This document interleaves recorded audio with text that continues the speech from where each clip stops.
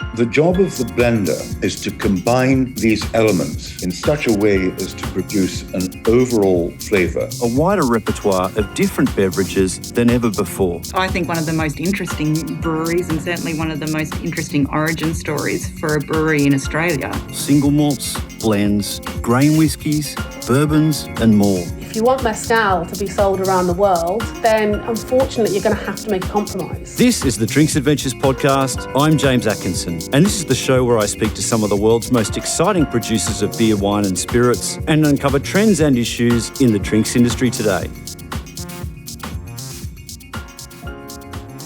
When winemaker John Casella acquired Morris of Rutherglen in 2016, his sole aim was to save an Australian icon from liquidation. But then he noticed the original hybrid copper still, not to mention the many barrels maturing Morris's renowned fortified wines, and saw a clear opportunity to make a uniquely Australian single malt whisky. Casella Family Brands set up a dedicated company, Copper and Grain Distilling, and lured Scotch whisky experts John McDougall and Dr. Swan to advise the business. Darren Peck, formerly of Diageo, was appointed head distiller. From the start, John was determined to compete with foreign imports by creating the best possible whisky at an accessible price tag. In June 2021, Copper and Grain released 2 debut whiskies under the Morris label that have been extremely well received, being awarded gold medals pre-release at the 2021 San Francisco World Spirits Competition. You'll hear 2 interviews within this episode. The first is with John Casella and Michael Sargent, who is Head of Strategy and Innovation at Copper and Grain. I spoke separately to head distiller Darren Peck. All right, well, John and Michael, thanks so much for joining me on the Drinks Adventures podcast. Thanks for having us. Thank you. Obviously some very exciting news, the long-anticipated launch of Morris Whisky. John, maybe you could sort of take me back to when you acquired the Morris of Rutherglen business. Was this in the front of your mind when you made that acquisition? No, look, the acquisition was made to save an Australian icon. They actually held a tasting.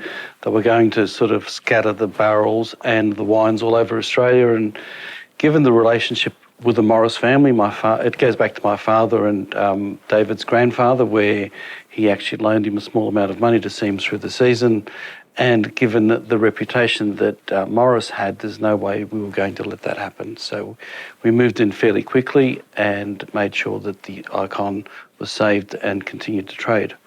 The opportunity of making whiskey, I mean, when we walked through the place and there was a lovely old still that hadn't been used for 30 or 40 years, the generous number of barrels that date back to the 1800s, and I thought, there's a really strong connection there. We do have a family brewery that could create the wash, and we do, apart from the fortified barrels, have thousands of wine barrels that we could reconfigure for whiskey. So I mean, all the elements were there for this to happen. And so how soon did you sort of push the button on this to get whiskey happening? Fairly quickly. We had to find somebody to recondition the old still, and there's some really nice photos of what it looked like before and after.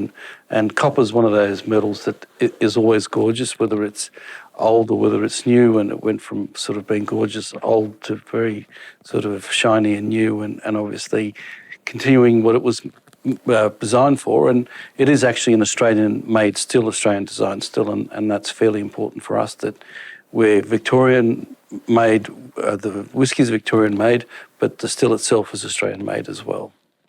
Are you a whiskey enthusiast yourself, John?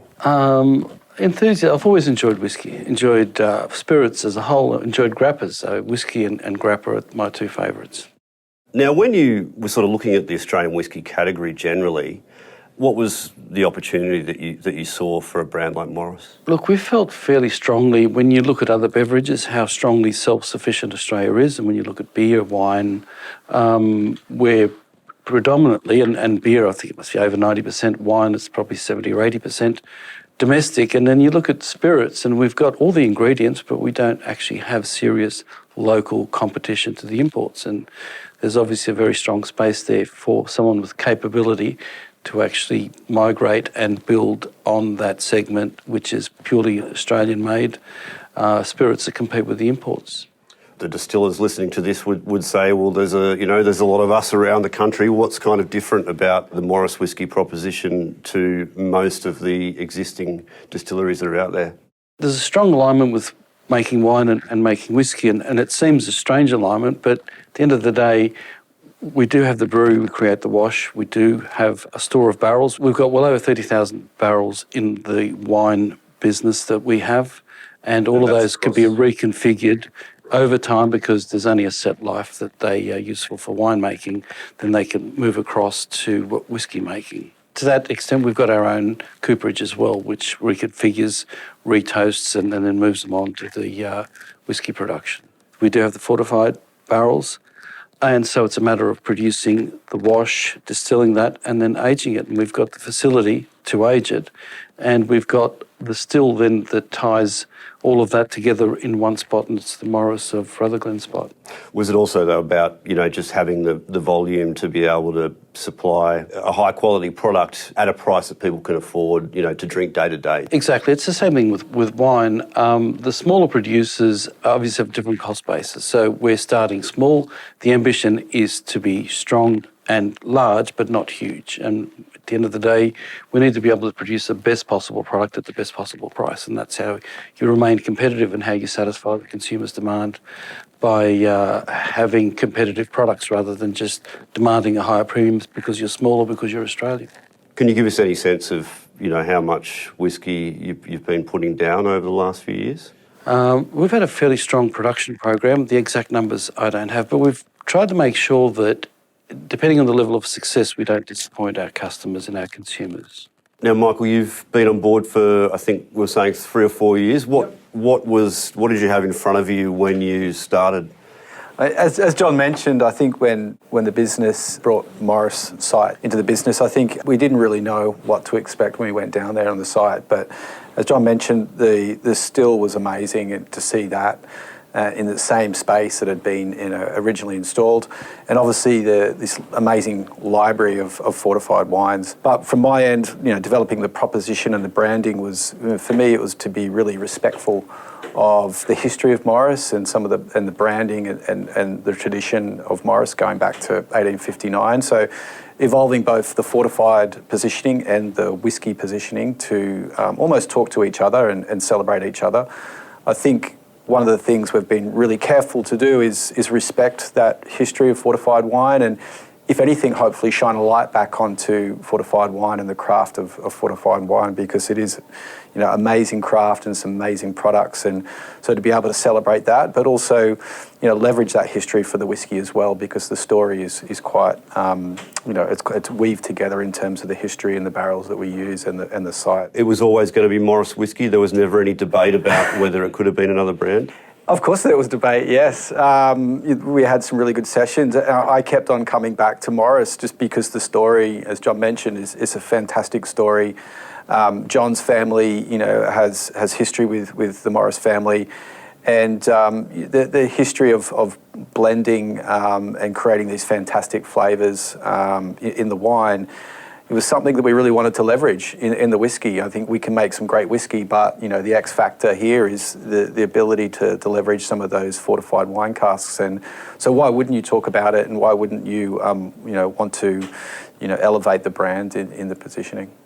Morris head distiller Darren Peck came to Copper and Grain with a production background that includes 9 years at spirits giant Diageo. I did a number of jobs for Diageo, so I was a senior commercialisation brewer within the Guinness Group. But while I was over in the US, I looked at projects with Crown Royal and George Dickel. I've also distilled with some other smaller distillers outside my Diageo days. And then one of my other pieces of work was looking at enzymes for distilling as well. When you saw the resources that you had to work with, what was your first impression that you had? Oh, well, the place is fantastic. The still we've got down here was actually built in the 1930s, and it was built in Adelaide. It was installed in Morris in 1941, and it's an absolutely unique hybrid still. There's nothing like it. With an hybrid still, what we have is a pot with a small column on top. And we played with that column and the number of plates to get the absolutely perfect spirit to make a great whisky. The expertise of David and the team in Morris maturing fortified wines is simply world renowned. The amount of casks we have here that people don't have access to that sort of cask normally. We've got 100-year-old muscat casks. We've got wine which is 80 years old maturing. It's just a fantastic opportunity and a fantastic place. And how would that still compare to most of the stills that we see around Australia or indeed in Scotland? In Scotland, they normally go for pot stills. So you'll get a wash still which boils over into a collection vessel, which is then secondary boiled over in a spirit still, and they are both pot stills. A lot of the Australian stills I have seen, and I've been around a lot of the distilleries, they have gone for the hybrid type. But what you'll find is that doing one pass, where we actually still do the traditional two-pass distillation system. Darren says it was invaluable for him to be able to access some of the leading authorities on Scotch whisky as he worked towards developing the Morris style. So extremely lucky to work with two of the world's renowned whisky experts. I met John McDougall, one of the experts up in Scotland, about 5 years ago. So the resources that I had to make the perfect premium whisky was amazing. And I went over to Scotland, visited a number of distilleries to see the different methods and the different spirits coming off their stills. And I met John McDougall, who is a world-renowned expert. He's worked in near enough every region of Scotland. He's really taken me under his wing and brought me through the journey of how to make the cuts, make sure the spirit's right, look at the barrels, how you judge the barrels. And then the other expert, unfortunately passed away, was Jim Swan, who was an absolute genius when it came to barrels. And he helped us develop a barrel system that meant that we could really mature our spirit to give the best depth of flavour and character. Talk us through the aspects of the production that make this whisky uniquely Morris.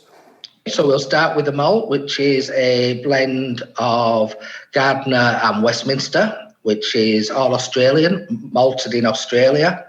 It then goes up to the family brewery, family-owned brewery in Griffith, where it's made into a wort, which is then fermented in the family winery to wash. And that wash is then, from that family winery, is passed into our wash still, where we take it from about 8% to 24%. And that's an original still as well, which was built many years ago. From there, we then put it into our second still, which is our hybrid pot still, the 1933 absolutely beautifully restored still. We have also got the unique ability to use Morris barrels and mature with world-beating fortified wine barrels. It's a unique proposition. We've got all the elements coming together to produce an absolutely unique premium whisky. The finishing happens in those fortified wine barrels, if I'm not mistaken. Is the early part of the maturation, is that happening in ex-table wine barrels? Some of that happens in ex-wine barrels. However, they've all been through a proprietary process which Jim Swan developed with us to make them absolutely perfect for whisky. So they're actually rejuvenated into almost into fresh whisky barrels rather than being ex-wine barrels. When you say fresh whisky barrels, they're not going to be like new oak, though, no. Obviously. What sort of characteristics would they have? So they would be more like once you've had a bourbon barrel being used, so you've got the toasted, and I can't go into exactly what we do, but it gives you a more bourbon-esque barrel. Yeah. A gentler touch on the spirit rather than something that's going to really impart a lot of flavour into the spirit. Yes, and if you imagine, if you look at the Scotch whisky industry, their sherry finishers and their port finishers normally setting it off in a used bourbon barrel, which means that a lot of the material has been extracted from the wood before the whisky hits it, and we're aiming for the same thing. You don't want to over-extract from the wood and you don't want too fresh wood because you get that very vanilla coming out of wood, but you don't want it to be absolutely bland either. So it's finding that balance to give you a good maturation. Now, maybe, Michael, you could just tell us about the two products that you're launching with, which actually they've already picked up some gold medals, haven't they, overseas before even launching? Yeah, look, so what we decided to do is we really want to position the Morris Signature variant as the gateway to Australian single malt whisky. So it is priced at sub $100, and we do recognise that, obviously a lot of Australian single malts out there. A lot of them are obviously at the higher end of the market and therefore not accessible for a lot of people who really want to get in and try some of these whiskies. So it was really important for us to position ourselves sub $100, and we wanted to make sure that the actual the pack and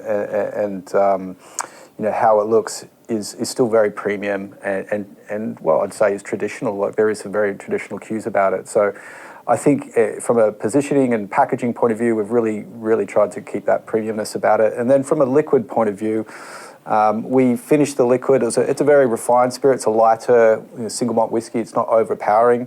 So we're really conscious that we wanted to find the right balance to make sure that the whiskey shone through, and we have this beautiful complex and sweet spice flavour of the fortified coming through. So that was the idea behind the Signature. And then with the Muscat, it's been a similar whiskey, but it's been aged a little bit longer and also finished off for a longer amount of time in some different, more premium Muscat casks, some older Muscat casks. So you will notice, a lot more flavour coming through from the fortified for that product as well. So higher ABV again, but still quite affordable and in that entry range for Australian single malt whisky. Are we going to see limited edition innovative products coming out over the journey as well? Yeah, that's the plan. I guess one of the things that we have access to, and it's quite exciting personally for me, is that we can explore some of these older casks and liquids that are down there at Morris. So talking to David Morris, the head winemaker down there, he's got a few hidden gems tucked away that we can potentially tap into. But there's interesting liquids, from port and tawny. We have a sherry cask, a Pera, Topake or Tokay. So there's some interesting, liquids and barrels down there that we can play with. We're also looking at different grains and potentially some peated finishes and also single barrel expressions. So there's a lot of ideas, and we are tinkering away in the background on a few of them. But for now, it's really just bedding down these products in market and really getting establishing a really a base for the brand and to be renowned as a serious and quality provider of whiskey. And what's been the reaction of the Morris family to the venture? Very positive at this stage. We've got David involved. We've got his son, who's a winemaker, involved as well. And it's just an extension of what they did. And the important thing is that it's obviously respected the brand, respected the family in maintaining what would have been lost. And it's a natural extension, almost a natural extension, because we're using the still, we're using the site, we're using the name, we're using the traditional barrels that the family once owned and basically repurposing those, but those barrels aren't lost, they're reused again. So it's just getting more out of what was there. Is it going to be purely whiskey? I was wondering whether potentially there might be a brandy at some stage.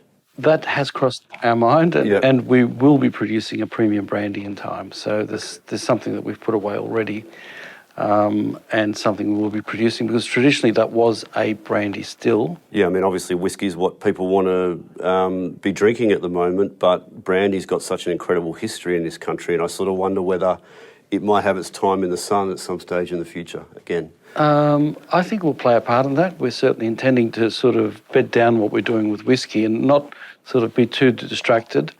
But I think there's a huge future in premium brandy. And I think the market got disrupted by very cheap brandies that were taxed and overtaxed, and ultimately the market was destroyed for brandy. But when you look at the cognacs and armagnacs in Europe, they are essentially brandies made in a particular way.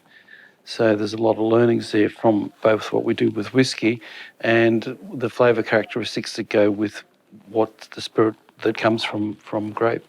What do you think it kind of says about the beverage market at the moment that, you know, Casella's kind of expanding into whiskey? You actually saw an announcement this week that Darren Peck's bought a gin distillery. So there's a lot of blurring of the edges that might have people stayed in their own lane very much up until recently, didn't they? Yeah. When you look at gin, I mean, that's quick turnover. We haven't even looked at a gin at this stage, only because we just want to be serious about what we're doing. And again, I say not too many distractions. But as I said, there's a fair bit of alignment between winemaking and whiskey making, and that's the barrels and so on. So we may see more of that, but I think the one element for us was that we actually had a brewery as well, and that gave us the wash, and all of that was done in-house. And the key, I think, to a good product is that you do everything in-house and have full control over that. The question around, you know, a wine business working in spirits is a really interesting one, and from day one we were really conscious about that, and we set up this entity called Copper and Grain, and Copper and Grain for us was a dedicated team that focused on spirits. We brought in people who had spirits background. So it was quite a separate part to the business than the wine part. Obviously, you know, there's synergies between the two different parts of the business, but you know, Copper and Grain acts independently of Casella, the Casella wine business, which allows us to focus and you know, enables us to really you know, build these products and in a way that is quite separate from the wine business. And could there be other brands other than Morris under that umbrella? Potentially. Look, we're working through the strategy. I think Morris, our passion is single malt whiskey, Australian single malt whiskey, and Morris is the vehicle for that. I doubt there will be other brands for single malt whiskey, but look, we're looking at it, and like we said, the category, the Australian category for spirits is really interesting at the moment. So we won't rule anything out, but you know, we're pretty busy. I've got my hands full on Morris at the moment. So yeah, for the foreseeable future, it will be Morris. You had some pretty impressive statistics on the growth of Australian whiskey in Australia at the moment, which, you know, far outstripping other categories of whiskey, which must give you a lot of confidence about what you're doing. Yeah, look, I think as we mentioned, I think, you know, spirits in Australia, and in particularly local spirits, we've seen a boom, you know, led by gin originally. I think obviously that's driven by a lot of the new distilleries with gin. We feel that the longer game is in whiskey, and it's great to see that you know, Australian whiskey enthusiasts are you know, willing to invest and purchase the Australian category. But we feel that the opportunity there is to provide something that's a little bit more accessible and you know, share some of the Australian products with more of a bigger market. So I think a lot of growth left in that category, and you know, particularly at the premium end is really interesting for us as well. I guess the only thing we haven't talked about is you know, is export going to be a big part of this as well? We're confident over time it will be. Yeah, it will be. Markets like China, where obviously there's trade issues with wine, but not involving whiskey at all. Yeah. Not at these early days. They've probably got other things to worry about.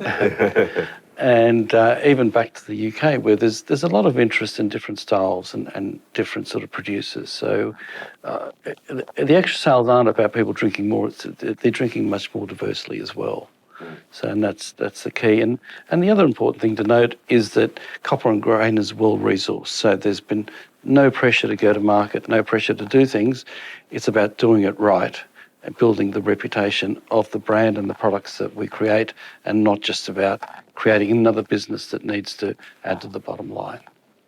And where can people find it? I mean, you mentioned sort of fairly broadly where distribution is going to be, but for people who are going to be listening to this in the next few weeks, where's going to be the best chance of getting their hands on some Morris? Yes, dare say it can be found on Dan Murphy's online within the next couple of weeks, so heading from July into Father's Day, so I think that's probably the best bet. We'll be selling it direct to consumer as well on our own website, morriswhiskey.com. But every chance that it'll be in vintage cellars and a few other independent whiskey shops pretty soon as well. Sure. Well, I think that's kind of probably covered everything. So thanks very much for having a chat with us, and best of luck with Morris Whisky. Thank you. Thank you very much. Cheers. The Drinks Adventures podcast is produced by me, James Atkinson, with additional production and mixing by Dave Robertson. You can find complete transcripts, links and other information on the show at drinksadventures.com.au. You can follow me on all social media platforms at @ByJamesAtkinson, like my Facebook page, James Atkinson Drinks Adventures, to be kept informed of podcast giveaways and other news about the show. The Drinks Adventures podcast needs your support as listeners. Please do us a favour and leave an honest review and rating for the podcast on iTunes or Stitcher. We love hearing your feedback, and it helps inform other people this is a show worth listening to. Or simply drop us a line at hello@drinksadventures.com.au.